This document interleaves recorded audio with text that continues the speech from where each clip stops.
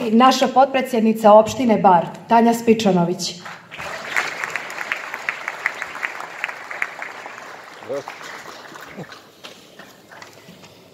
Dobroveče, Bare ponositi. Pohodete ovih dana silni molebani, a ja noćas pozdravljam tvoju najljepšu molitvu, molitvu mira i sloge. Pozdravljam Bar zajedništva, dobročinstva i sklada svih različitosti. Oglašavao se Bar molitvom u vremenima kada su svuda oko nas gruvali topovi, kada su molebani Srpske pravoslavne crkve bili ratne horde.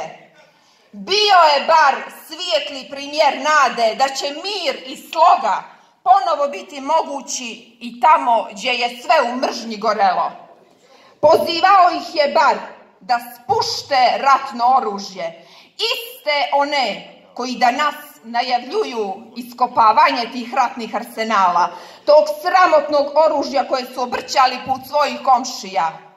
E pa mi im poručujemo, pokopajte ga još dublje, zakopajte svoj grijeh i bruku, a zakopajte sa njim i ideju da će Crna Gora ikad više biti zatočenik velikosrpskih zabluda i ambicija.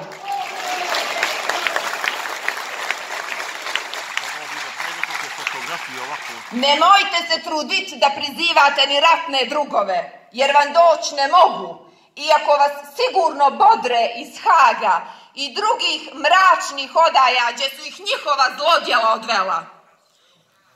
Zna Bar dobro što je molitva. U Baru su se vazda čule i razumjele molitve svih vjera, ali nikad se u Baru nijesu čuli ovakvi molebani. Nikad Barom nije marširala ovakva pješadija sa namjerom da mijenja zakone na ulici, da vraća Crnu Goru decenijama unazad, da negira crnogorski identitet i preispituje državnost Crne Gore. Danas, u 21. vijeku, svjedočimo ikonografiji i mitomanskoj svijesti srednjeg vijeka. Svjedočimo povratku retorike i političkih koncepata iz mračnih 90-ih.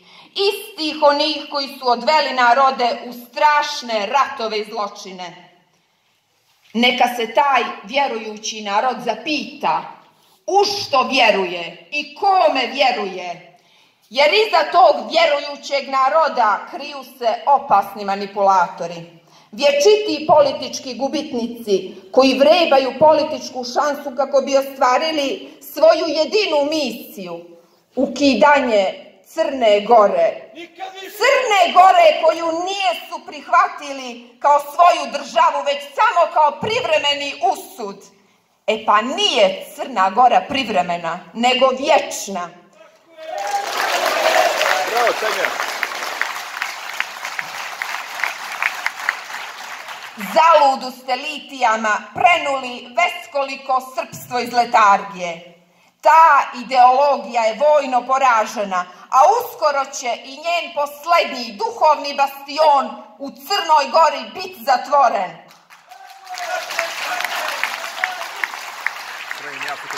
Zato pozivamo sve one koji se ponose time što su Barani i kojima je Crna Gora u srcu, da se vrate istinskoj vjeri i molitvi i da prije prvog sljedećeg molebana čuju glas Boga u sebi. Jer ko Boga u sebi našao nije, neće ga naći niđe drugo.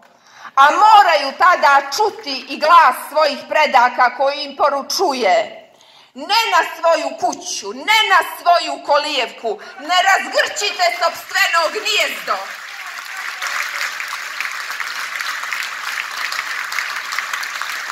Ne idite za onima koji su rat raspirivali, strašne zločine blagosiljali. Neka vas ne zavedu blagoglagoljiva nova lica, jer se iza njih kriju ona ista, stara, koja su klela i anateme sijala i dan da nas muku muče da zatru sve crnogorsko. Ponosite se što ste Crnogorci, neka vam je sveto ime crnogorsko.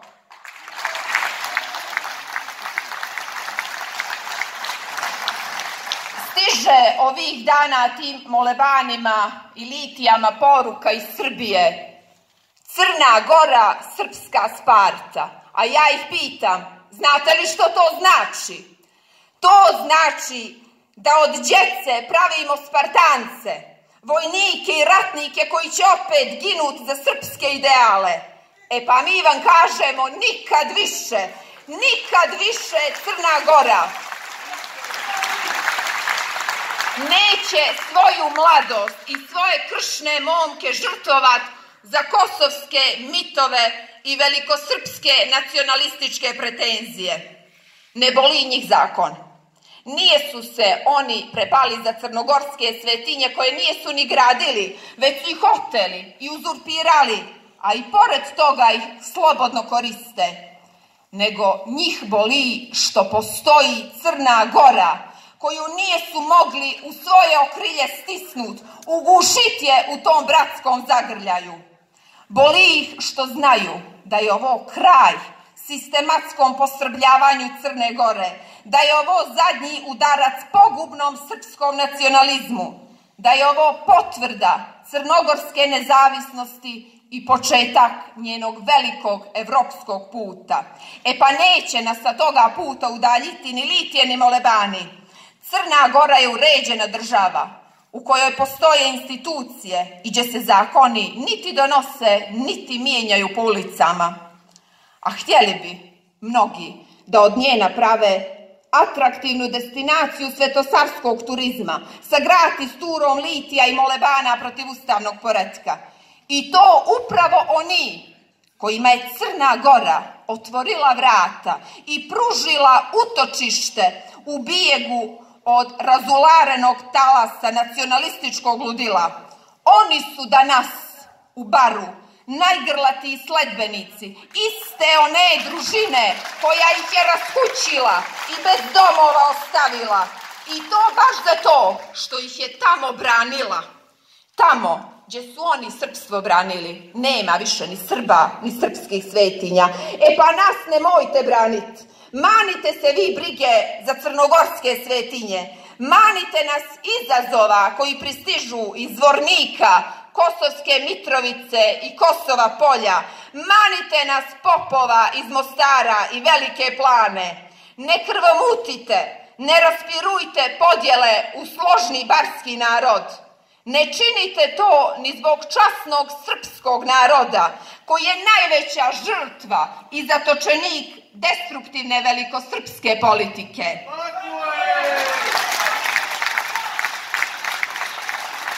Crna Gora je naša najveća svetinja, građanska i multikonfesionalna, moderna, evropska, prosperitetna.